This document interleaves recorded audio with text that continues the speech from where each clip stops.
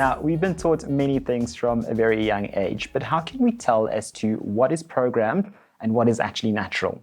Now, today on Changing Lives, we're talking about neural pathway programming.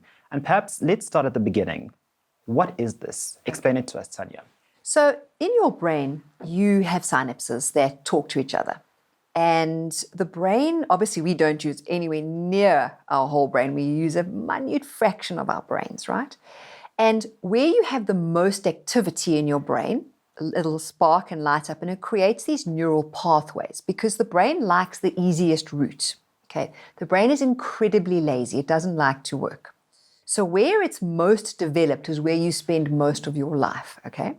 But you get to tell your brain where it needs to be developed based on your emotional reactions to things. So if you're constantly feeling fear from the vibrations that we've been speaking about, and then you live in the amygdala and surrounding areas which are more fight, flight, or freeze based, you're going to live in a very small area of your brain and your worldview is going to be negative. Okay, so visualize a highway that you've been on. Okay, now when you get onto that highway, it's busy because that's where everybody goes. So every car is a thought. Now imagine all those little thoughts going in there and they're going on the same highway all the time, every day. Those are your thought loops, okay? And every time you get on the highway, you get more and more familiar with that route on the highway. So I could ask you any question, and if you're fear-based, you're going to constantly look for why not, why it will fail, why it won't work, why it won't be safe. But if I break ground and I take you up to your consciousness part of your brain, where you reframe things and it's new, and we start reframing that and building new neural pathways in different parts of your brain that are more conscious. Now you have a thought and then you've got a choice. So we were taught we have freedom of choice, but do we really? We only have freedom of choice if we've got more developed areas of the brain. So when that thought comes in, it's almost like a pinball machine, right? So the thought comes in, it's the little round silver pinball, and off it goes, right? Bounce, bounce, bounce, bounce, bounce, and you flick it up and you flick it up. Now, if it's only got the fear center of the brain or the negativity, it's going to keep living there. It's going to keep getting sent there.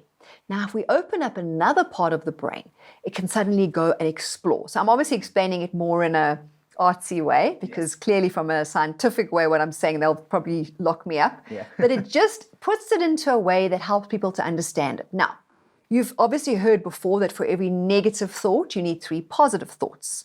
Take a guess why they would have said that based on what I'm telling you. If I have to put it in the pinball analogy that you've just explained, I mean, the ball can go in any direction. So you want to make sure that it falls into one of those positives. Okay, so what happens is, we're so good at the negative, that the highway is so developed that for every negative thought, we want to build 3 positive thoughts to start building the highway in the positive part of the brain. Does that make sense to you? Absolutely, absolutely. And that was going to be my question in terms of how do we then reframe the brain? So if you are fearful, that energy is intense, right? And when that pushes that thought vibration into your brain and you start building that neural network in the fear center of the brain, it's intense, so it grows serious highways. Now, often when we're grateful, it's not quite as intense. So maybe being in love could be that intense, but that also is a fleeting moment sometimes for some people. It can be a long-term feeling, but typically fear overrides that.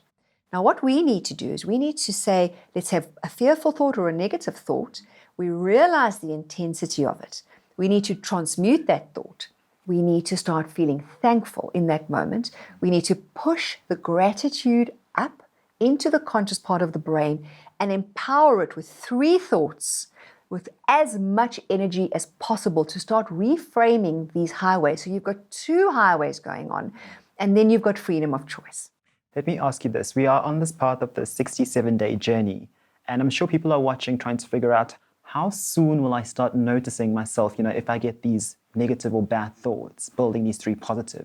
What's the timeline like? Well, it's obviously will vary from person to person, right? So it's about awareness and it's about regularity and it's about consistency. So if people follow what I teach them to the letter, I've seen lives change. So that's what this is all about, changing lives. And there we have it. It's all about the awareness. So now you know, whenever you have that bad negative thought, fill it up with 3 positive thoughts. Thank you, Tanya. faka ungasabufa isi